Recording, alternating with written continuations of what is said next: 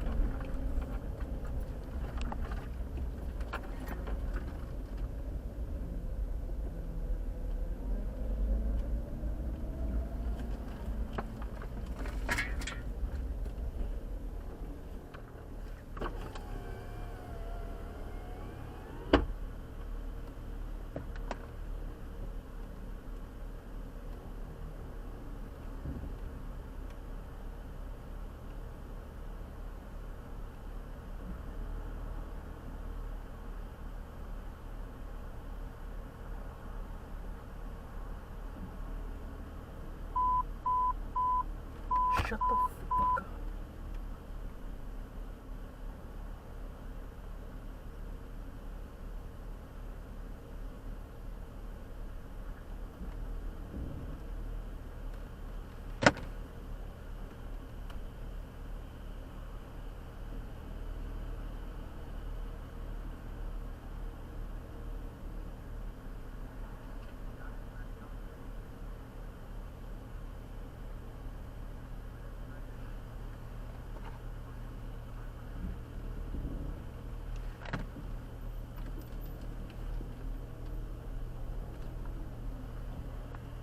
Hi, how are you? Good, how are you? Doing well. Go ahead and order whenever you're ready. Yeah, just can I get the number 11 combo with bacon? And then for the drink? Can I get orange juice? Sure. And that's it. Awesome. You're looking at $6.29 at the last window. Thanks.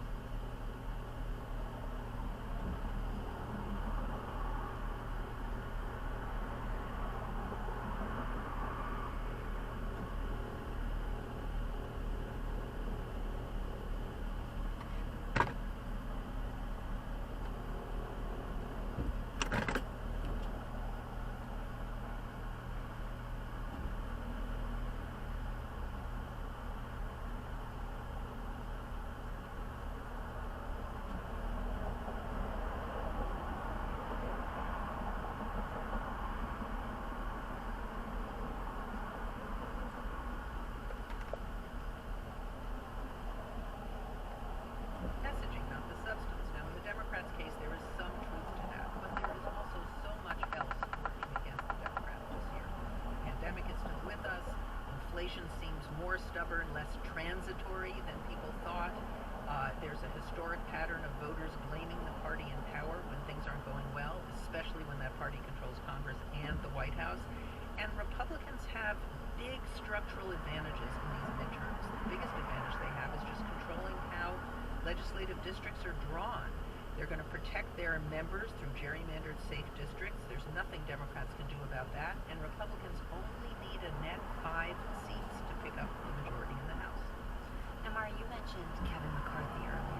no secret that he wants to be House Speaker. What do his actions last week tell us about how confident he is in the future?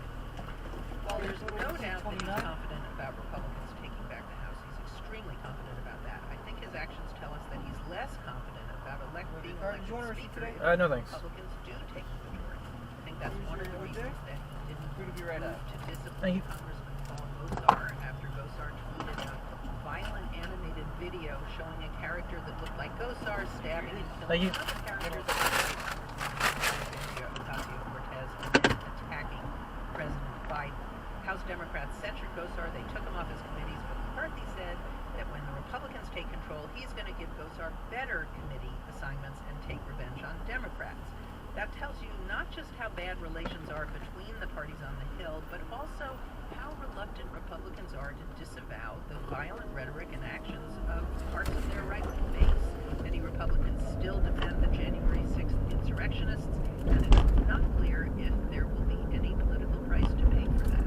Finally, President Biden released details of his medical exam conducted right before he turned 79. And it was full of details. Can you tell us more about that? Yeah, well, he's the oldest first-term president in U.S. history, so there's a lot of interest in his physical health.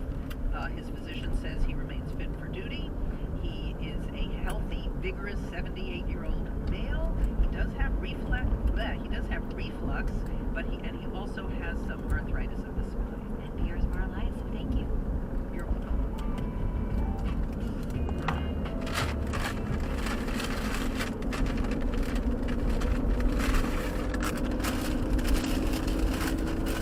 Hold on to your hats or take them off.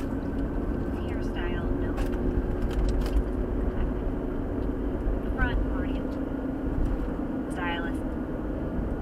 Specialty. Support for NPR and the following message come from Cleveland Clinic. Cleveland Clinic wants to know what you want to see for the future of healthcare. Help inspire their next 100 years of care by sharing your hopes for the future at clevelandclinic.org/centennial. Workers across the country face a January 4th deadline to be fully vaccinated against COVID-19. But among Republicans, there has been significant backlash.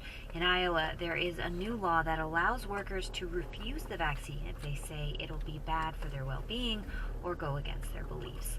Iowa Public Radio's Katarina Sostarek reports some employers there say they're caught between state and federal rules.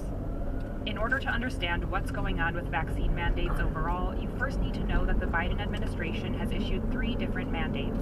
The first is for federal workers and contractors. The second is for healthcare workers. Those groups don't have a testing option. The third, which is currently blocked by a court, is for companies with at least 100 employees.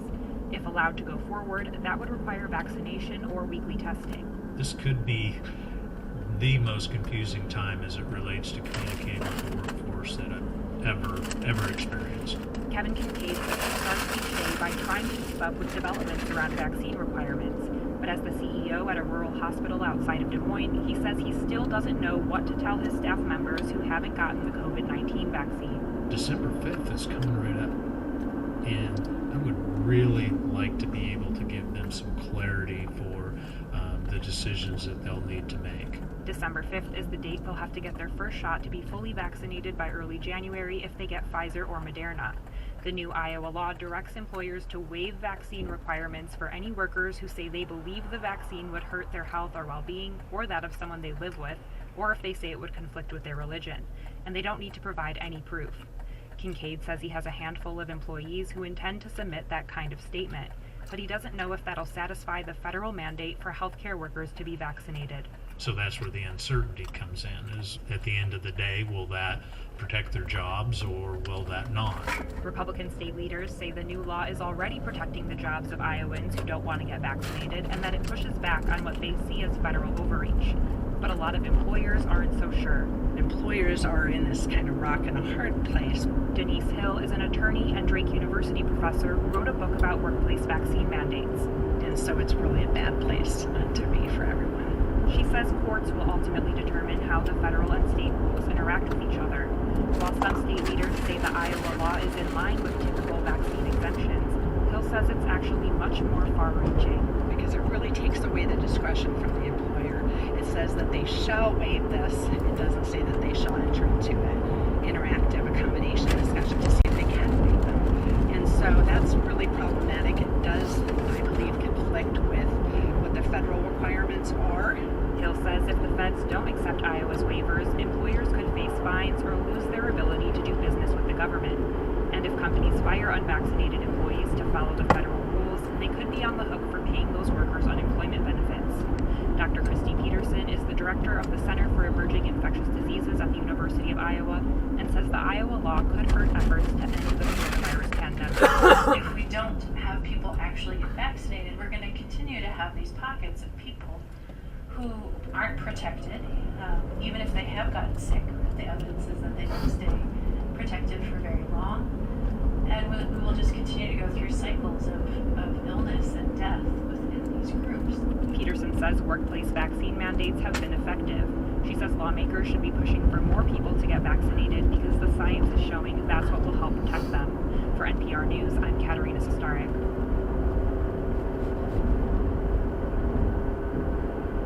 Another pandemic Thanksgiving is almost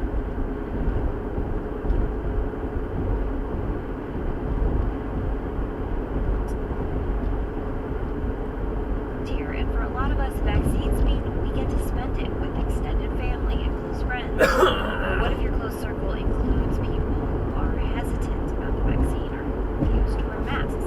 That can make for stressful holiday planning. So how do we navigate those choppy waters?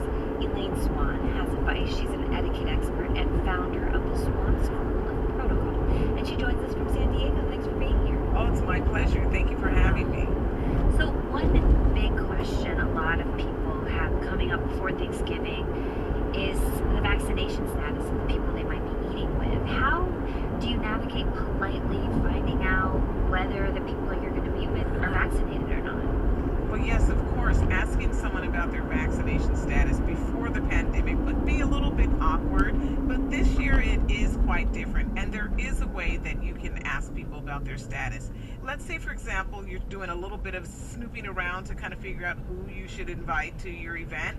You can ask them in a way that's not very direct. This way people don't feel as though they're put on the spot. You can say something along the lines of, hey, what are your thoughts about the vaccine?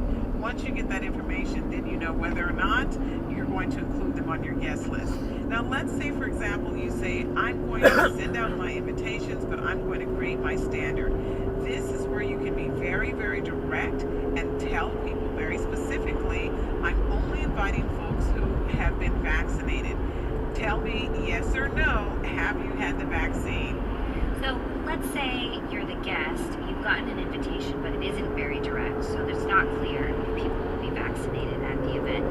How do you find out from the host what the vaccination status of the people you're eating with might be?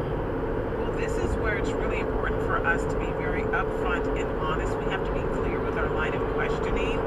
Ask directly, what are your standards for the event? Do you expect us to have the vaccine?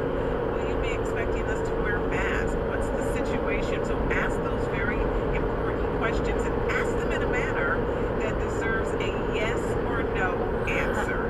When I see my vaccinated family, I'm going to want to go in for a hug. I know that not everybody is going to be that comfortable with it. How do you find out how comfortable people are with touching or hugging or being close together? Certainly, before you go in for that big bear hug, stop yourself just a moment and say, are you hugging? And ask them quickly. And if they say no, respect their position and just step away and say, well, you know what? I am so glad to see you. And just give a nice air kiss.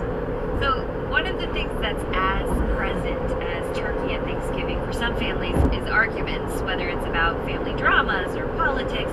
But this year, really, it's about safety for some families. You know, some people refusing the mask or refusing the vaccine. How do you avoid those arguments? It feels like there's a different thing that's at stake here when it comes to people's health and safety. Certainly, as the host, it's important to set the tone for your occasion. So my recommendation is for the host to make sure that before you open your front doors, that you have a great pivot. Anything from, hey, we're going to play a family game, or we're going to have everybody airdrop their photos from this last year so we can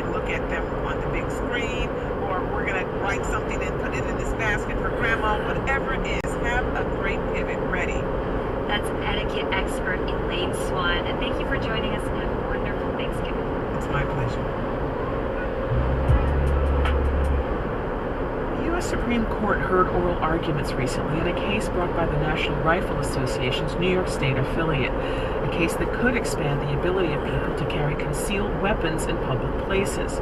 Many observers believe that because of the makeup of the court, the case could go in the NRA's favor. And that would seem to be good news for the NRA. But it also comes at the same time the organization is in deep legal and financial peril. Its revenues are down dramatically, and the New York Attorney General has accused the nonprofit of misconduct to the tune of tens of millions of dollars, all under the tenure of NRA CEO Wayne LaPierre. NRA investigative correspondent Tim Mack has been looking behind the scenes at the NRA. He also obtained secret audio of senior NRA strategy sessions after the Columbine shootings in 1999. And he's just out with a new book titled Misfire, Inside the Downfall of the NRA. And Tim Mack is with us now to tell us more about his reporting. Tim Mack, thank you so much for joining us. Of course, thanks for having me. So in addition to the reporting that you've been doing, this week news broke that the NRA had been hacked. So along with all the other scandals, the challenges, and the cutbacks the group has gone through, what's been happening at NRA headquarters? So the Reload, an organization that covers gun news and firearms news, broke this. Support for this podcast and the following message come from Duckhorn Vineyards, Napa, California. Duckhorn Vineyards has been crafting classic Napa Valley wines with a sense of place for more than 40 years. Learn more at duckhorn.com/NPR. Hi, this is Jennifer Warren from Richmond, Virginia, where I just discovered that my new knee brace has the word Mueller written across it in big, bold letters, and I have thus decided to name it the Mueller Support. This podcast was recorded at 1:06 p.m. on Friday, November 19th. So things may have changed. However, my love for cheesy puns never, ever will.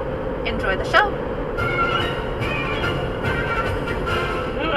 If she likes cheesy puns, I will just tell you, speaking of Mueller, I have been thinking about this investigation that Congress is having over January 6th, and I've been calling it to friends and family Mueller Light.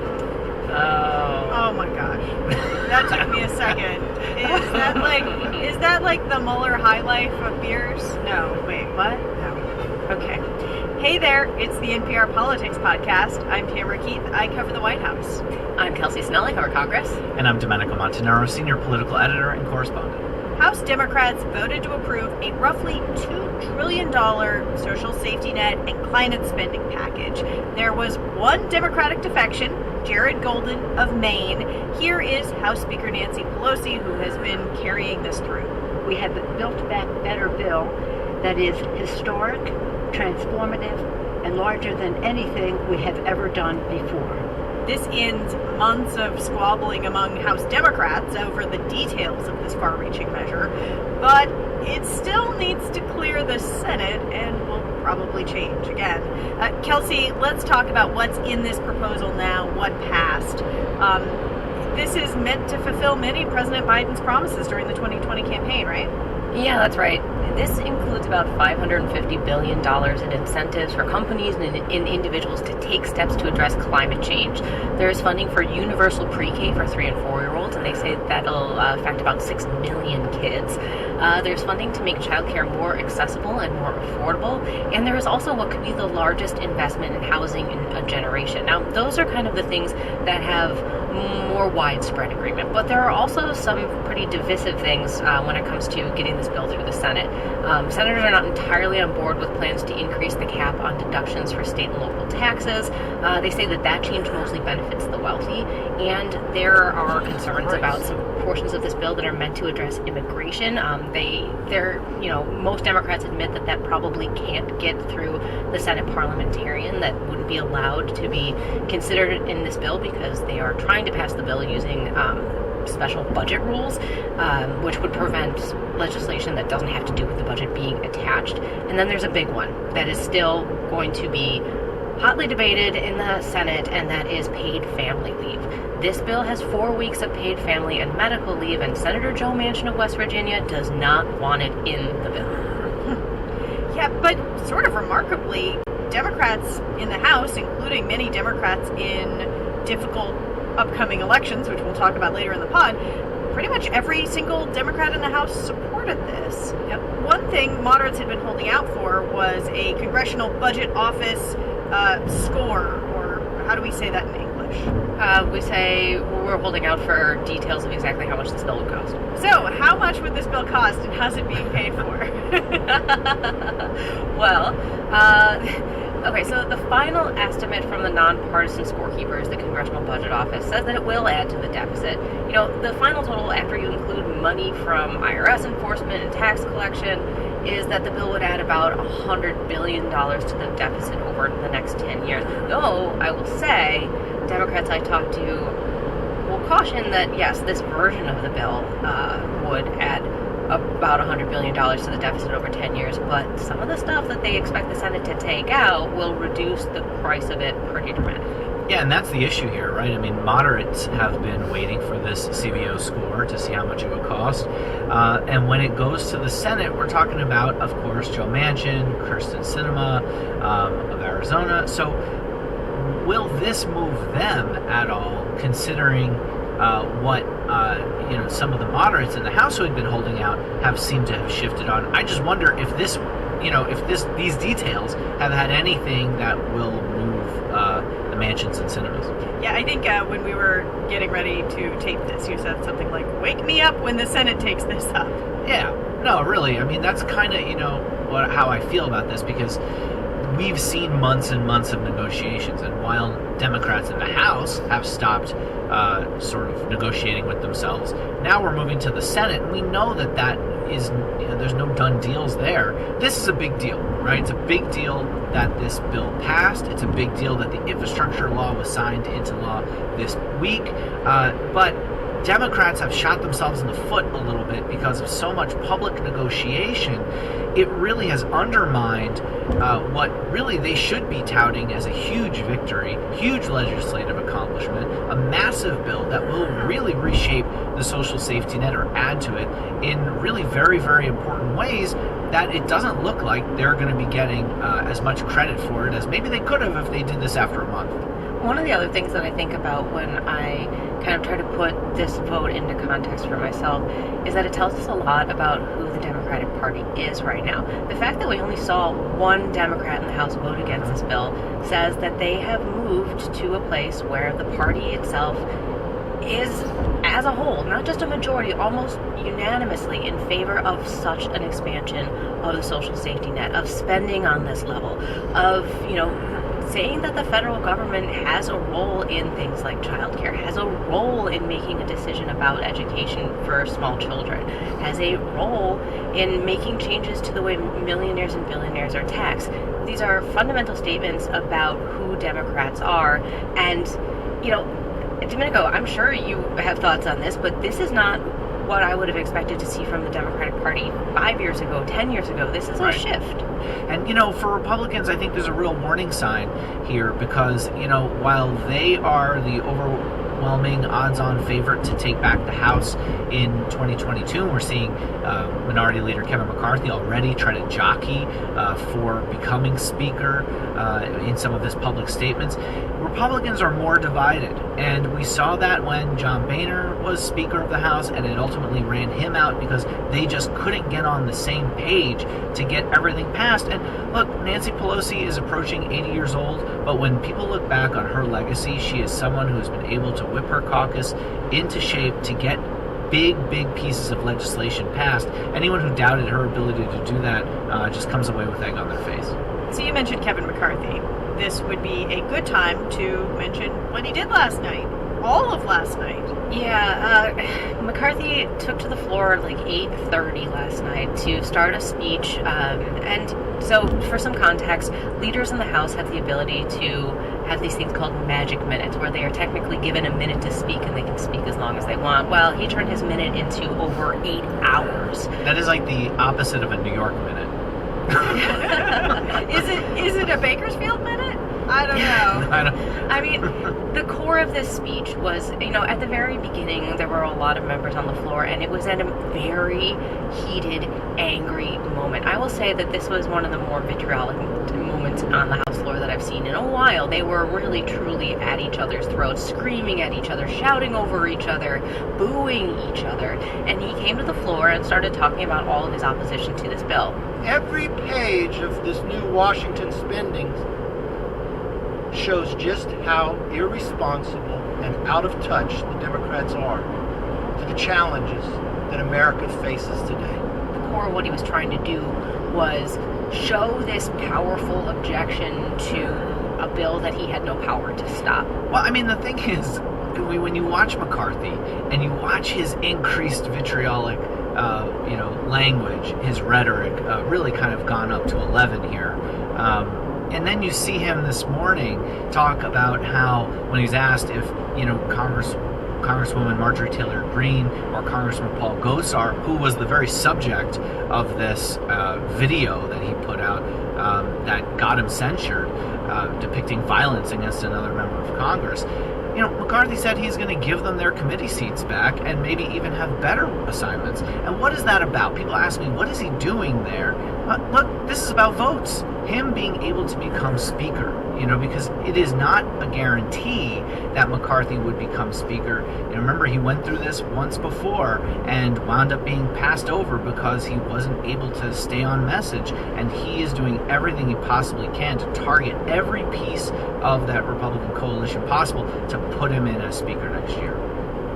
There are some dynamics here that the Republican Party they're going to have to confront at some point in time if they end up being the party who wins control of the House. And that is that, as Domenico points out, they've mastered opposition. Right. They have really found a comfortable space in being opposed to things and to pushing back against Democrats, to being, as Democrats say, the party of no. But that's working for Republicans. But that works particularly when you're not in the majority. If McCarthy becomes speaker, then they're going to have to kind of figure out what policies they do support, and that's not something we've heard from them a lot in the past few years. We haven't heard proactive policies that they would pass if they had control in government. And, this upcoming election may be a way to figure out whether or not voters care. All right, well, Domenico, we have to let you go. All right, back to the turkey stock. Get that gravy ready.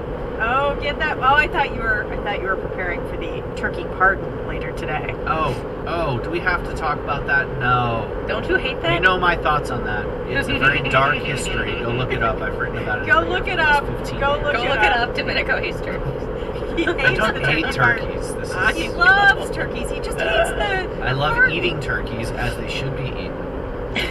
All right. Well, and that was the original intent of it. We're really saying goodbye to you now, Domenico. And when we get back, goodbye.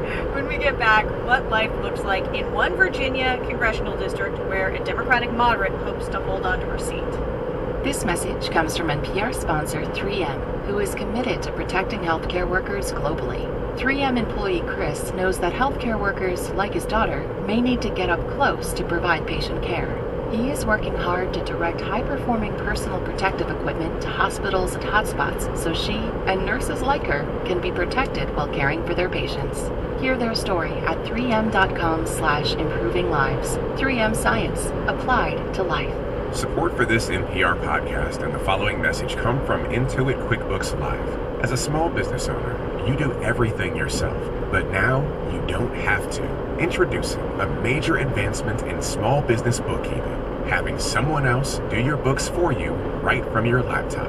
Intuit QuickBooks Live connects you with trusted experts who understand your business, guaranteeing your books get done right. So do the best thing you can for your business by letting QuickBooks take bookkeeping off your plate. Learn more at QuickBooks.com. The holiday season is here, and the NPR shop has something for every NPR fan on your list. T-shirts, socks, hats, and yes, gift cards. For a limited time, take 20% off your entire order. Visit shop.npr.org, and don't forget to grab something for yourself. That's shop.npr.org.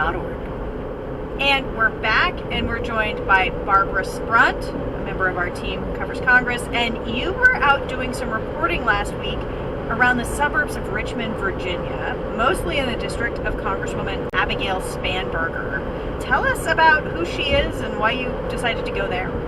Yeah, so this is an interesting district. Spanberger is a Democrat. She was first elected in 2018 by a narrow margin.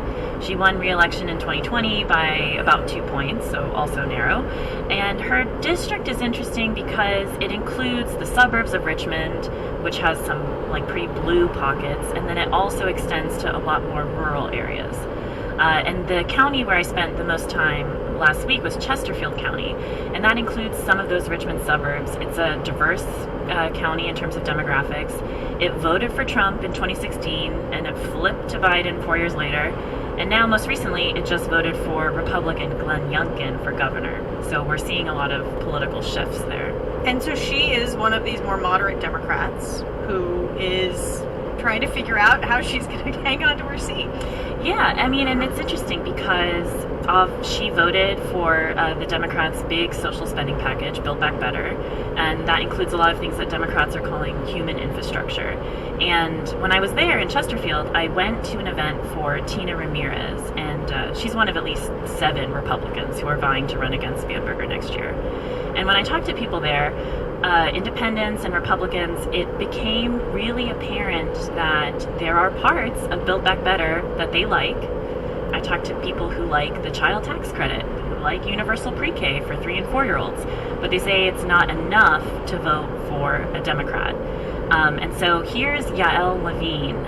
She's an independent. She's voted for Republicans and Democrats in the past, but she's going to be voting Republican next year. Tax credit are always a good thing, but if you lump it up with spending that's out of control, that's going to put my great-great-great-children in debt, then no, I'm going to be against it. So it's interesting. There's this crossover between people who are really set on voting Republican, but do like aspects of the Democratic policies. And Levine said that the other thing that's really on her mind, and frankly it was on everyone's mind when I was there, inflation and the economy. I mean, this is one of those major challenges for Democrats, right? Is that they, that inflation is something that people feel viscerally. It is something that they feel every single day when they need to go to the store or to get gas. And these policies that Democrats are trying to get through Congress are just abstractions right now. They are abstractions that Republicans